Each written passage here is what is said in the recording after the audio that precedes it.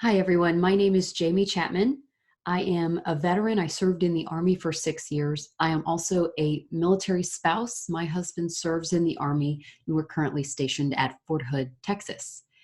Despite being a veteran and having served, whenever I became a military spouse, this life absolutely slapped me in the face. And despite my employment, having served in the career and employment industry, I struggled with my own career. And so I know the struggles firsthand of being a military spouse, being constantly on the move. And I am here today to teach you everything I know about taking your career with you. The class is called Career on the Move, Military Spouse Careers That Fit in a Suitcase. And this is born out of my own personal experience, having been married to my husband for 5 years. I've lived in 2 different states, one different country, 4 different homes. He's deployed once and been one of those years where he was non-deployable and went on 42 TDYs in the same year. We've had 2 babies, and we've had a heck of a time with life in general. But more importantly, I have maintained a career almost throughout the 5 years of life because I've gotten creative and figured out a way to pack it up and take it with me when we go. So I will be sharing my screen with you, talking a little bit about some slides that we have here today. Just one second.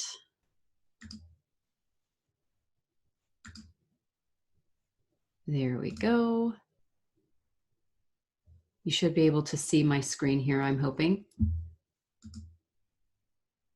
Awesome.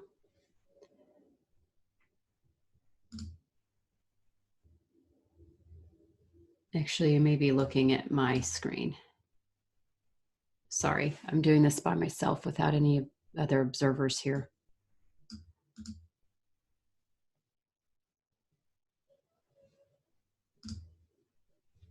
Okay, awesome. I know you can see this now. So Career on the Move, born out of my own personal hardship.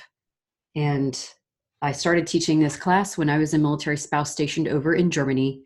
And I taught it to lots and lots of military spouses who benefited. So the overall objectives: clarity, credentialing and qualifications, social capital, mobility, and retention. The biggest piece here is actually number one, clarity, because as a military spouse, we have to truly and deeply think about what we want to do and apply it to our lives in such a way that you can fit it in a suitcase and take it with you when you go. And so, newsflash, no matter what industry you are in, no matter what career you are pursuing, there is a way, because it's 2020 and life is mobile and we have technology, can fit any career in a suitcase. So it doesn't matter if you have a license or a credential, you move all the time. It doesn't matter if you go overseas, if you come back to the United States, there is a way to figure out how to work from home in most cases. I will put a disclaimer up. There are a few countries out there where I know if you get stationed abroad, you are not allowed to work from home because of SOFA status and things like that. I'm talking in generalities today, and if you are going overseas to one of those places, you need to check out the local laws where you're going to be living in the host nation. Part one, clarity. This is the most important part. I know you're thinking, oh, I was hoping Jaime would rattle off a lot of good ideas about different jobs I could take with me on the move. The point is, you've got to find a career path you like and then figure out how to take that career path with you on the move. So clarity is so important, because if you are a military spouse, like lots of spouses that I know, no matter what level of your career you are at, whether you are hot off the presses, you just got married, you're 20 years old and you have your whole career ahead of you, or if you have career and industry experience, you've got more than a decade of experience, you need to figure out if this is still viable for you in 2020. So the word desultory comes to mind. Lots of military spouses move. They just take whatever position is convenient, whatever gets offered to them first. They don't negotiate their pay. They get their foot in the door at a place. They work there for a year or two. They turn over. They have to resign, and then they move again. And so we have to think about long-term career viability. We can't have no plan. We need a purpose and we need enthusiasm in sticking to our guns within our own career choices. You cannot spray and pray your career. This is something that has to be conscientious. You must deeply think about what you enjoy doing so that you can fight for yourself and advocate for yourself. And newsflash, you already all know it.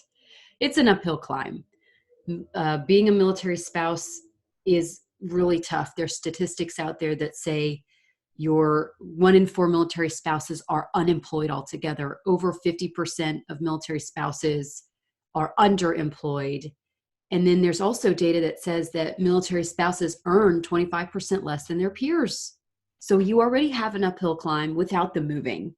And so we're going to figure out ways today that work for you to go ahead and find a career that fits in a suitcase that can take with you when you go. And then when it's able, we don't always particularly want to work from home. There's times we have to work from home to stay employed. And then there's times we may be able to go in person to an employer and have a very viable career that way. One thing I like to say to folks that I work with is no clarity equals no confidence. When you are in your career, you need to focus on each position you take as a stepping stone, as a rung on a ladder, because your goal isn't just to get a job. Your goal is to build a career, and a career equals upward mobility. You want to go up the ladder. And then the final thing is knowing your next step. And a little bit about my background here. You may be thinking, why is this Jaime gal telling me what to do? I come from a background in recruitment, human resources, and staffing. So every single day I'm talking to tons and tons of job seekers who are looking for positions. And I have to have the come to Jesus moment. This is a career, not a job. And you need to be more serious about your job search if you want to have long-term career success. You can't just settle and accept the first thing that comes along. My company focuses on staffing military spouses. So this is stuff I do day in, day out. I work between you as the job seeker and the employer who is looking for talent. And the employers want people who are established in their careers and they bring lots of talent to the workforce. And at the same time, the employers I work with also have an empathetic side to military spouses. They love the military and they want to support you. So you've got to come to them and be serious about your job search. You've got to be serious about your career. Intention. This is not just a job. My whole shtick in life is military spouse careers, not jobs. And you have to have intention to build a career. If you are doing the cardinal sin, which is you move, you settle, you take the next job that comes along, you're going to string along a career that is built up of unrelated positions. Your pay will jump around, and it takes a lifetime to build a career and to build wealth in your career, as in you keep earning more, you get promoted. If you're building a job and not just a career, you're going to feel it over time. If you're building a career, your earnings compound over time and your lifetime earnings grow. And so we need to be intentional about this. Also, I focus a lot with my job seekers on purpose and enjoying your career. If you don't know anything about your life's purpose, here's what I like to tell folks. Come up with something for now. It doesn't have to be written in stone. We make career moves all the time. I like to think of a chart. Most military spouses' chart it looks like a shotgun pattern. And you've got a job over here and a job over there and a job up here and a job down there. And your shotgun pattern doesn't work out too well over time. This is your discombobulated career. What I like to think of is a line graph that goes up. You may have a hiccup or two, but overall, it is an upward career progression. And for most of us, if we haven't been intentional about our career, our graph, instead of looking like a line chart that goes up, looks like a shotgun spray pattern, and we're not going anywhere in our career. We're especially not earning more and getting promoted. And my whole goal with you is to help you earn more, get promoted, and build long-term career viability. Also, you can make confident choices and feel empowered when you have intention behind your career. Perhaps this position may not pay as well, but it's a stepping stone and I need to learn this before I can move on to the next step, right? You know that, and you make conscientious choices that build your skill set so that the next time you can promote, make more money, and ultimately achieve whatever your career goals may be. And then, we want to choose roles that serve our career goals. We want to be on a glide path that leads to our end game, whatever that may be. I'm going to stop sharing for a minute. Haha, here I am. So if you haven't gathered, just this first block, being a military spouse is very hard, and the shotgun pattern doesn't work out overall for your career. We want upward career mobility like this. If at any time you have questions for me, feel free to reach out to me. I'm providing my contact at the end of this block, but I am here for you at any time. And you may not have career concerns or questions now, but you may have them later down the road. And guess what? I'm still going to be doing this because I've fully met my own purpose and intent in helping military spouses with their careers. So reach out anytime. It's an open invitation. The next thing that we're going to talk about is changing our minds. And that happens a lot. So think about the chart I was talking about. We don't want the shotgun pattern. We want a line graph that goes up and up and up. But occasionally your line graph may have a hiccup or two, and that's normal. The Bureau of Labor Statistics tells us that when the average tenure in a position for any U.S. employee of any age is 4.2 years. And if you're in your 20s, that reduces even down below 4, and it's over 3 years. It's between 3 and 4 years. So a lot of our military are aged 30 and under. You fall in that age 20 bracket, and just, you need some grace. I'm going to pop my slide back up here so you can see what I'm talking about. Hold on. Share desktop 2. Whoop. All right, now you should be able to see it. So you have permission to change your mind. Oh, wait, no, you're still looking at me. Hold on. There you go. You have permission to change your mind. Everybody does it. There are few people in 2020 that have a solid career for 20, 30 years at the same company and get out with a golden watch at the end. That just doesn't happen anymore. It's not the society that we live in. So give yourself grace to change your mind. But what I tell people is, if you select a career path and you're not just peppering a bunch of jobs together, you have to pursue it doggedly. And then in 5 years, if you decide, I want to pivot, give yourself grace to pivot. Because guess what? Everybody does it in our country today. It is the norm to have a few career changes. We live longer, we have longer careers, and sometimes we burn out, we just end up not liking it, we hit the glass ceiling. Give yourself grace to change. Sometimes you may pick a career, a position that works for you at that time. And perhaps you chose it because you are a military spouse and it was remote and mobile and whatever it may be. We as military spouses go through a lot of transitions. We go through transitions where we're stationed at a great duty station with wonderful positions all around us, and we go to work and we're viably employed and we're doing great. And then we get the orders to Hawaii or to Italy. Italy, you can't work from home. So then what do you have to do? You have to figure out something else. And those pivots happen, and they especially happen to military spouses. But here's what I emphasize, is that your career is that line chart. It goes up. You should not be starting over every single time you move. In some cases, if you have a really extreme career switch, you may have to start over.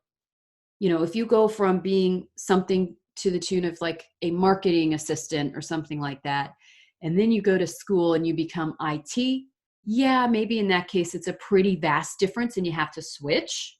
But every time you move, you shouldn't be starting over from scratch.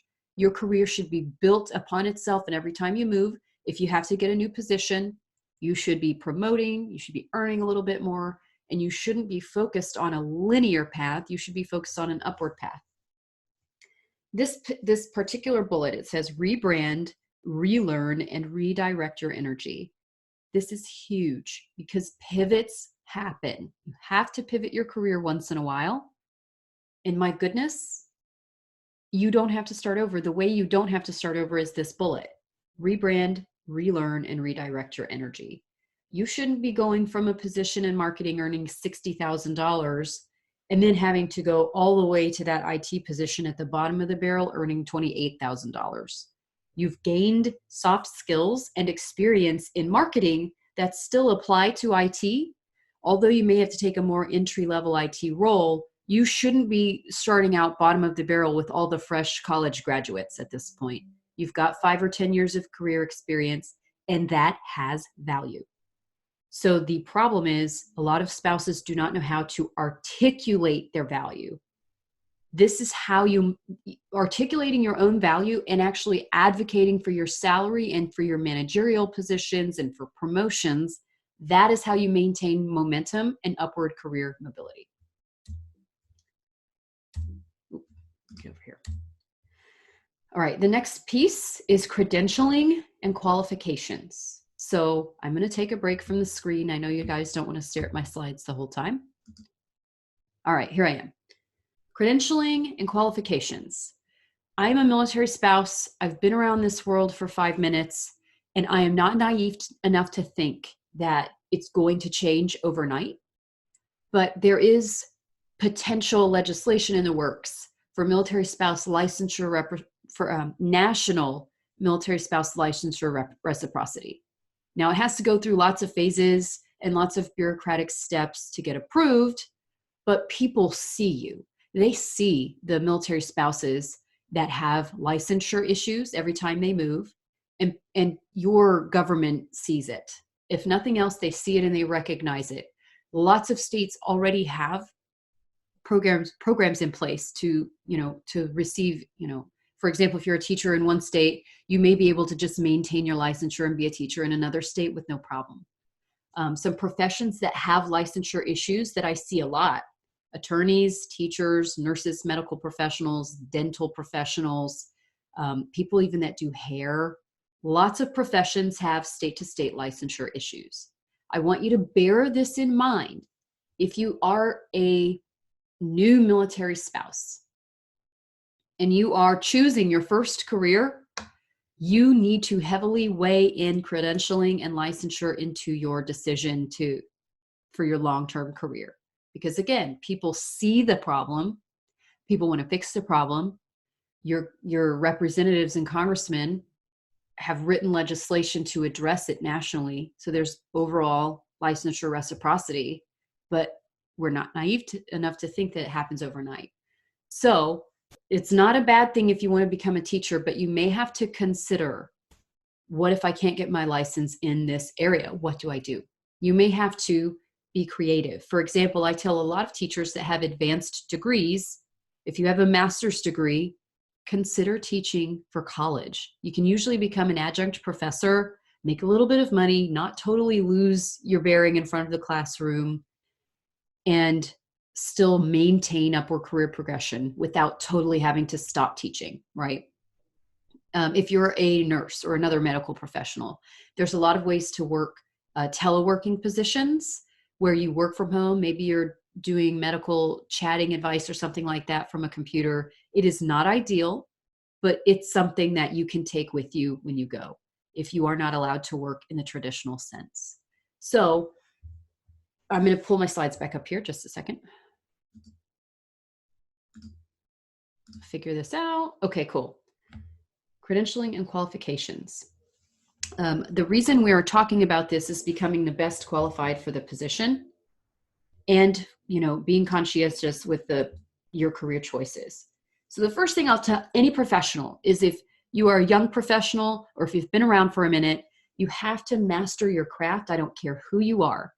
The reason you have to master your craft is because you're a military spouse and it's competitive. You have to be extremely good at what you do, because if you don't, you fall behind your peers. You fall behind those coming up behind you, the younger generation behind you, and you fall behind technology. So you have to master your craft and continually learn to keep doing it. One of my favorite sayings is that you work hard, learn harder, and fail forward. And if you're not doing that constantly, you're going to fall prey to the problems and the challenges that overwhelm military spouses. So you have to be especially conscious of maintaining your professional credits and just staying abreast of your industry. Mastering your craft helps you enhance your reputation. A lot of people don't think about their reputation when it comes to a career. You just apply for jobs, you get a job, you do your best, you go home at the end of the night. But this is something that it compounds over time. You work well, you have a boss that favors you, and appreciates your work and you really, on paper are good, in real life are good, and you're building allies and connections, it enhances your reputation. In 5 or 10 years, you should be able to reach back and touch people that you worked with formerly, and they should not only remember you, but have thought, wow, Jaime did a great job. I loved working with her. I'd take her back in a minute, right? Your reputation compounds over time, whether it be a good reputation, an average reputation, or a bad reputation. So there's some things coming up in a little bit that I'll be showing you. There are some scholarships and things that you can get as a military spouse to attend college, trade school. There are professional associations that give licensure, certification, things like that. The great thing about being a military spouse is we get these benefits that help us pay for schooling or licensing or credentialing. So consider what licenses or credentials are appropriate for your industry. Don't just go and get something irrelevant, because you want this to serve your overall well-being.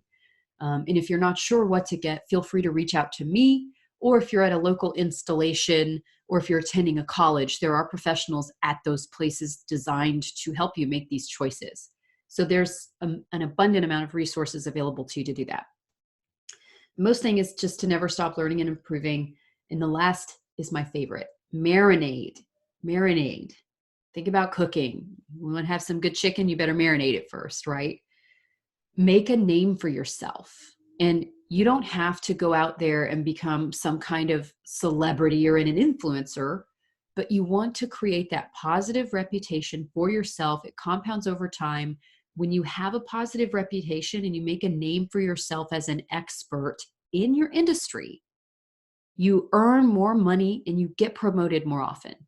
And let's talk about 92% of military spouses are women. Women are the ones I work with that have the hardest time with speaking well about themselves, with advocating for themselves, with negotiating higher pay. And for you to master your craft, enhance your reputation, and to make a name for yourself in your industry as an expert, you've got to do things that feel uncomfortable. So keep this in mind as we move on to the next point. Here are those resources I was talking about. My CAA, don't quote me here, but there's rank structure to this. It caps out once your spouse gets to a certain rank. I believe it's up to E5 and it's up to W2 and O2 or something like that. So check those, check the rank structure that goes with my CAA. Military spouses get up to $4,000, I believe, for this scholarship. My CCO, the post 9/11 GI Bill, sometimes your service member can transfer over to you. Each branch has different scholarship programs and different things like that you can attend and go to. There are if you go through universities and things like that are military friendly, a lot of them have military spouse and military dependent scholarships and grants that you can apply for. Then there's also Survivor Independent Educational Assistance, DEA. All these things are great. I encourage you to research them and see if it applies to you. You don't want to leave free money laying on the table that could enhance your career. All right, social capital. I'm going to pop back over on the screen for a second. Here we go. Making a choice about your career is extremely important. Social capital, as in your professional network and your personal network, this is the modality in which you leverage your career, right? People are your number one asset in your career.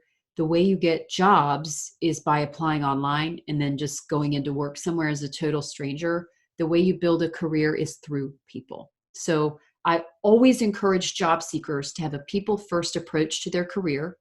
And a couple of tools I'm going to tell you right now I love, and I probably will stick these up on the screen in a minute, but one of them is obviously LinkedIn. Love LinkedIn. You as a military spouse can get access to LinkedIn Premium for free and all of the courses that LinkedIn has. I also really like a system called Veterati. It's spelled like Maserati, but has veteran at the front. Veterati is a way to connect with mentors. And those mentors it's a great way to connect with people at certain companies, or if you're going to a certain city, to find folks that live there and to build out with people you don't know. And then a cool tool, and there's more like this, but I'm not, I don't get paid or anything like that, but there's a CRM called HubSpot, totally free. The free version is very robust. It does give you the option to pay to upgrade to the premium version, but I use free HubSpot as a networking place to take notes for all the calls that I have with folks, save people's contact information, and I use it as a personal CRM so that I don't lose track of people that I've spoken with. I used to, and this is why I have a cloud CRM, I used to hop on the phone with people, and I talk to 10, 15 people a day easily, hop on the phone, take notes in a Microsoft Word document, and stick it in a folder on my desktop. The problem is I couldn't remember people's names that I spoke to a while back.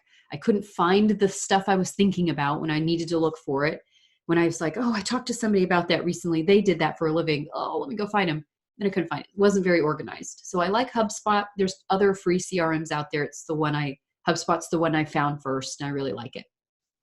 That is a networking mastermind hack. If you can find a CRM and a way to organize your professional contacts in such a way that you can easily find them and reach out to them and ping them, I recommend doing that.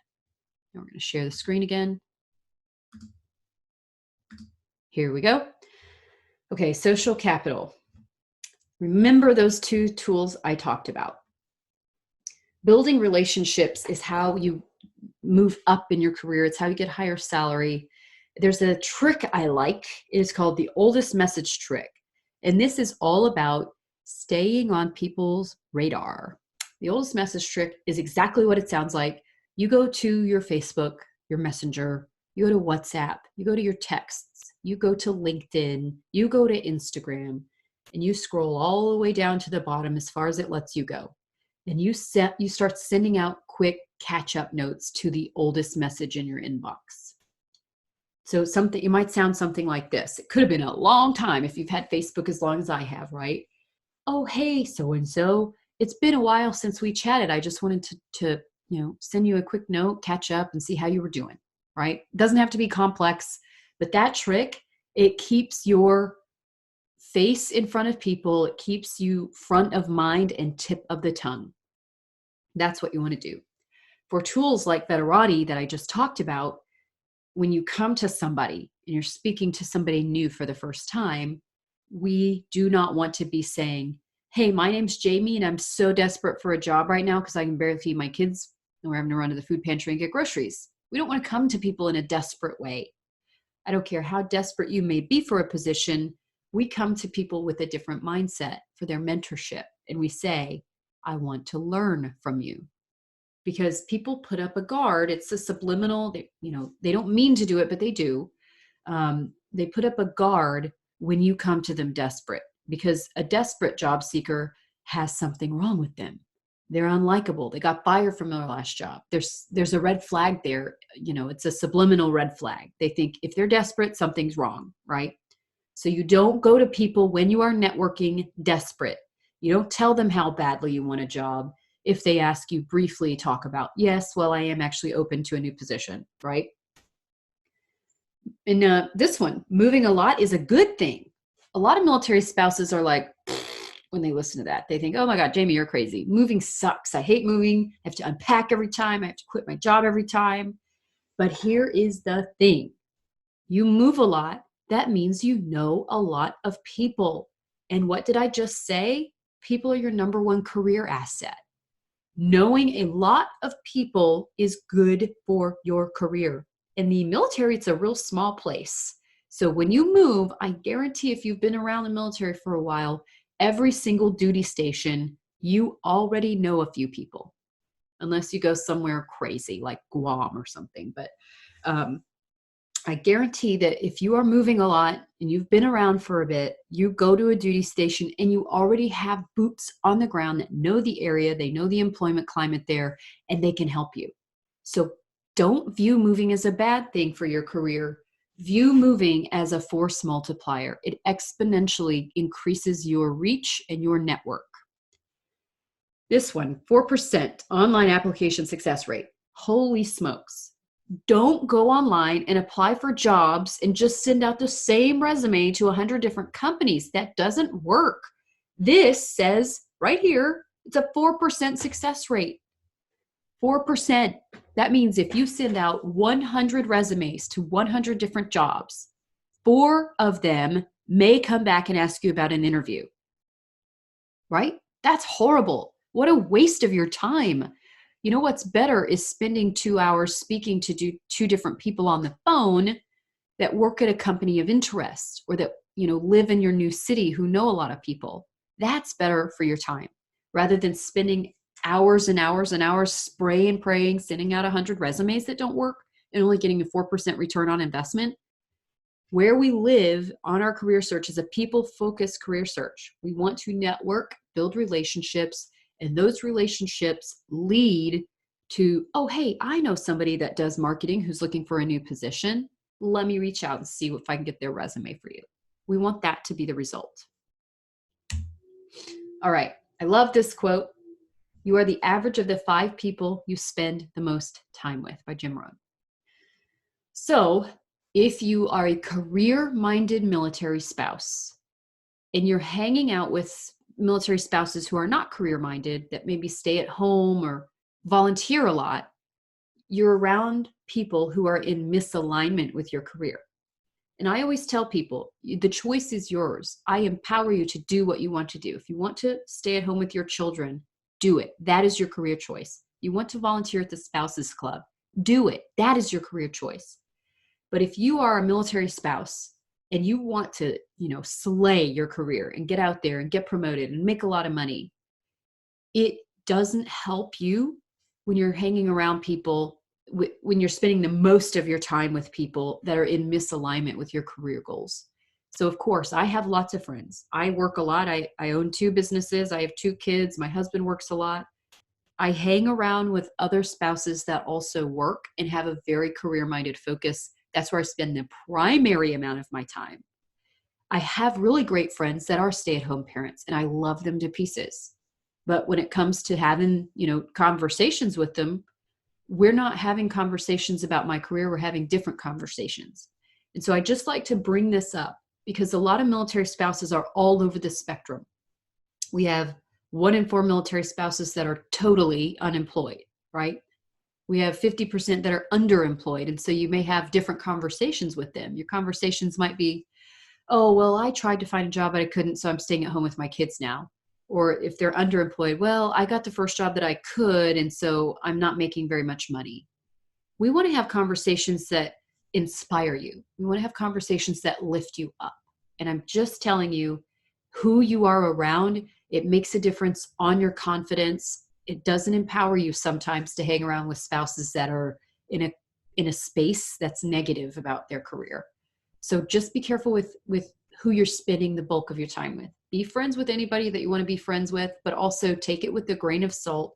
If you hear an offhanded comment about somebody being miserable at their job or somebody hating being a military spouse because you can't ever work. Well, I know lots of military spouses that are extremely successful and they are thriving, making tons of money. And that's not the case for everybody. It's different strokes for different folks. So hang out with people and spend the bulk of your time with people who are in alignment with your career goals. Okay. Finally, mobility and retention. We are coming up towards the end of my class here. So I want to talk about mobility and retention. You finally land your dream job. Now, how the heck do you keep it? There's a few life hacks that I will talk about. First of all, keep an open mind. Like I said, you may be a nurse and you may have moved to a duty station like where I was at in Germany, where there are very few medical positions available. I was in Wiesbaden, Germany, which is the home of U.S. Army Europe. There was a tiny little clinic there. And I think twice during the time I lived there, a nursing job came up. And I don't know how many nurses lived in my neighborhood. A lot. So it's competitive. And you may not always come out on top. You may not always get the job, Keep an open mind. You may have always been a nurse in a private hospital And then some nursing position pops up on USA Jobs. You go to work for the government doing it. Or again, you may have to really take a step back and look around and see what work from home type nursing jobs there are. You may not be doing physical work like you're used to. You may be chatting as customer service, providing, telehealth medical advice or whatever it may be, or, screening calls to see if they need to be triaged and sent a certain way. But there are options. Keep an open mind. There's rarely a time, if you don't have an open mind, when you can't figure out a creative solution for your career. In 2020, all jobs can be mobile, especially with the force multiplier for remote work. The global pandemic we are living in has created a remote revolution. I have spoken with hiring managers from traditional companies that have never hired remotely before who have said, wow, we would keep in mind someone if they were doing a great job and they had to move. We would hang on to them because we have technology in place now. We can support their career long term. And then also, there are lots of alternatives to 9-to-5 careers. You don't have to be a traditional employee at a traditional company. You don't have to do that anymore. There are options. I view a career as having 3 paths, right? This career being the overall umbrella. Here's my philosophy on this. 1, the traditional workforce, 9-to-5. You are an employee, you go to work for an employer, right? Now, in this, there's a little bit of that remote revolution happening, and you can go to work for an employer as a traditional employee and work from home. A lot of people do that. A lot of military spouses do that. Randstad, the global staffing RPO, did a study called the Randstad Workforce 2025 or something to that tune prior to the pandemic. And they had estimated that by 2025, approximately half of all of the workforce would be remote. They would be working from home. That force multiplier has happened now, and I think it could happen sooner than 2025. And guess who should jump on that bandwagon? You, military spouses. So we've got traditional careers here. The second piece to this that I like to talk about is the gig economy. You can be a freelancer. You can do project-based work. There's a few companies that I like to talk about because I love them, who hire project-based military spouses, and they hire them in droves. For example, Freedom Learning Group is a curriculum developing company, and they hire military spouses on for projects large and small, for projects short and long, and they hire hundreds and hundreds and hundreds of military spouses to come on board and do it. You can go online to a company called freelancevets.com, and they hire military spouses and veterans to do project-based freelance work. There are options in the gig economy in freelance world, and there are options to do it independently as well as a self-employed freelance writer and things like that. So we've got traditional workforce, the gig economy, and then the final one is entrepreneurship. Entrepreneurship is scary. That seems risky, but let me tell you, I am a military spouse. I've done all of these things as a career option, and entrepreneurship ended up being the best fit for me. And it's not because I'm a gifted entrepreneur or I have something special. It's because it worked out for me the best. Entrepreneurship, let me just tell you some data about it to keep an open mind. During this global pandemic in 2020, military spouses versus the rest of us in the US, right? The US Chamber of Commerce did some study and found that 53% of US businesses were on the brink of closing because of the pandemic. The Rosie Network did a survey and surveyed 2,000 plus business owners that were military spouses. And only 6% of military spouse-owned businesses reported imminent closure due to COVID-19. So comparing those two numbers, military spouse-owned businesses versus the rest of businesses in the US, 53% versus 6%. That is a stark difference in what happens to businesses during stressful times. And it speaks to the credence of military spouses having already built flexible businesses that can roll with the punches, because that's our life every day. I will also say some other data from this survey that Rosie conducted is that over half of those 2,000 military spouse business owners that were surveyed reported earnings higher than 6 figures. There were even military spouse-owned businesses that reported earnings in excess of $3 million. So I am here to tell you, entrepreneurship is an unusually good fit for a military spouse. So don't discount something because it seems risky or that you're not sure about it. So here to recap that: traditional employment, you can do that in person or from home. The gig economy, you can do that in person or from home. And then we've got entrepreneurship, you can do that in person or from home. So no matter what's the best fit for you, you have options. And there are places I highly recommend going for resources about that. And let me see if I have them here on the next slide. Oops. No, you're still looking at me. I don't, so I'll talk about them. I highly recommend, if you want to become an entrepreneur, 2 places that you should check. One, I've co-founded this organization, the United States Military Spouse Chamber of Commerce. Go to milspousechamber.org, milspousechamber.org. One-stop shop for anything and everything you could ever need as a military spouse business owner. And then for entrepreneurial resources, go to therosienetwork.org. They have cohorts you can go through that teach you how to learn and set up and operate a business, financially and legally protect your business, and so forth. Awesome program.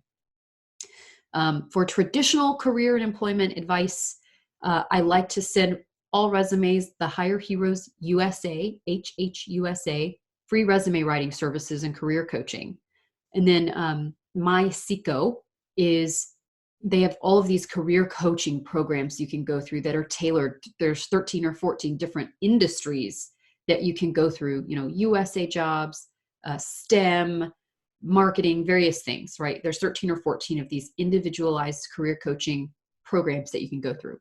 And then for the freelancing gig entrepreneur, my favorite resource is freelancevets.com. You can go sign up as a freelancer there and visit their website to learn more. I'm going to put my next slide up. Hold on. Back and forth here. All right, retention. This is for traditional employers, or maybe even if you're a long-term freelancer or contract worker for someone. Retention is huge.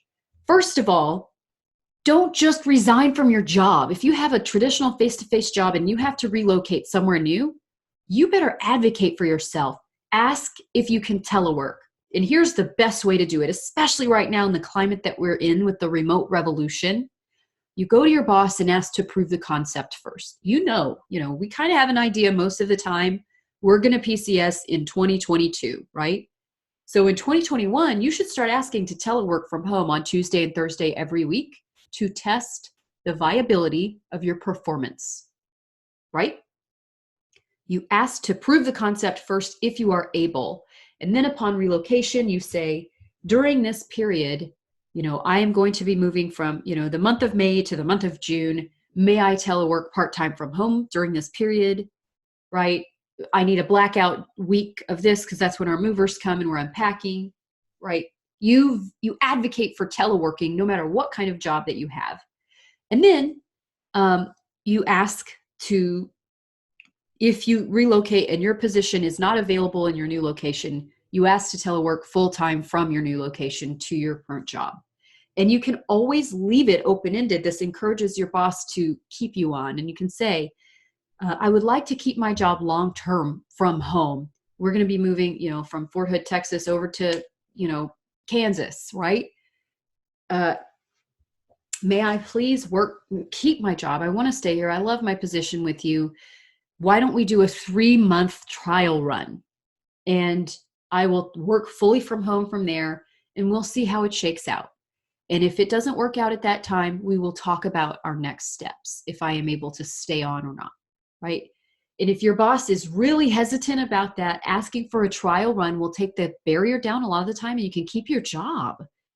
The next one, if you are working for a huge company that has locations all over the place, think about your massive, retailers, and then defense contractors that are always near military installations. You can request a transfer. And if that doesn't work, default to number one, request to telework. If you work for that large of a company, they probably have teleworking jobs too. The third one is sad, but you need to know when it's time to leave.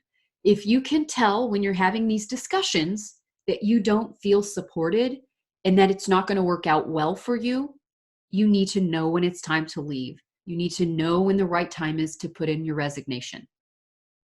If you're in a supervisory position, if you have to resign, I encourage you as far as 6 weeks in advance to put in your resignation notice and let your employer know that you're happy to help source your own replacement.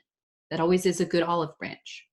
If you're in a junior level or entry level position, I encourage you to, maintain the standard 2-week notice, and then also just put up whatever olive branch that you are able. If you are in a hiring position, maybe offer to help hire your own replacement or to, draft your own job description or things like that.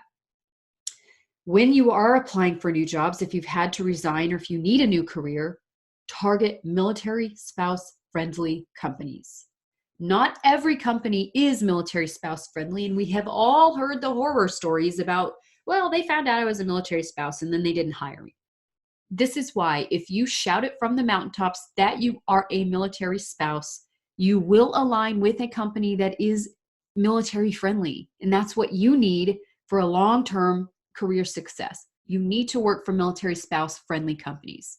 And I'll tell you, I work in staffing and all I do is put military spouses at companies that want to hire military spouses. And if you're looking at veteran friendly companies, you're probably looking in the wrong place. Not every single veteran friendly company has the hiring program in place to keep spouses on long term.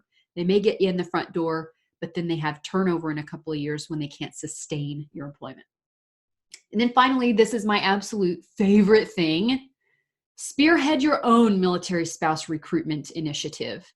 I have been telling people to do this for years. What it does is it gets you additional responsibility. You're taking on a major project and you're creating your own job security. So you go to your boss and you say, hey, look, we already hire veterans. Why don't we hire military spouses too? Right? And then you can lead that. Isn't that the dream? Wouldn't that be so cool if you could not only perform well and keep your own position, but you could start being in charge of hiring other military spouses and you can move the needle yourself on this unemployment crisis that we face. Awesome. Winner, chicken dinner. All right. I believe I have last thing here before we go into the closing and any questions. Flexibility. It's huge. You need it. If you're a military spouse, you can't have the rigid, time restrained, working overtime type of positions that you see a lot of the time. You need to build flexibility into your career. Focus on your family. Focus on self-care. You understand you'll be relocating. You understand there's training. You understand there's deployments. And you also want to have a personal life. You want to travel and have fun sometimes, and you want to have time for hobbies.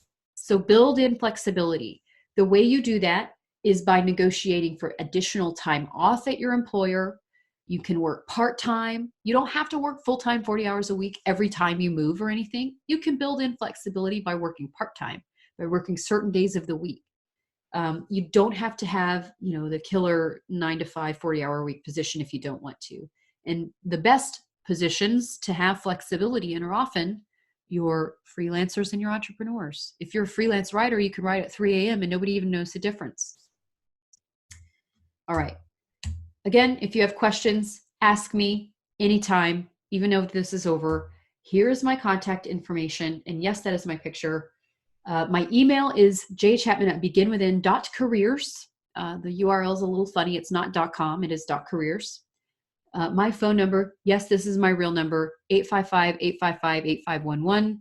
If you dial extension 1, that goes straight to me. If you can't find me, push 0 and it gets to me anyway. And then my website for my staffing agency is beginwithin.careers. And if you were curious about entrepreneurship, that one's not up here. It's milspousechamber.org for the Military Spouse Chamber of Commerce. And let me stop my screen share. All right. Thank you so much for listening today. I know it's probably pretty killer listening through a virtual course. But again, I am an open book, open invitation for any career questions that you may have now or in the future. So I thank you for your time today.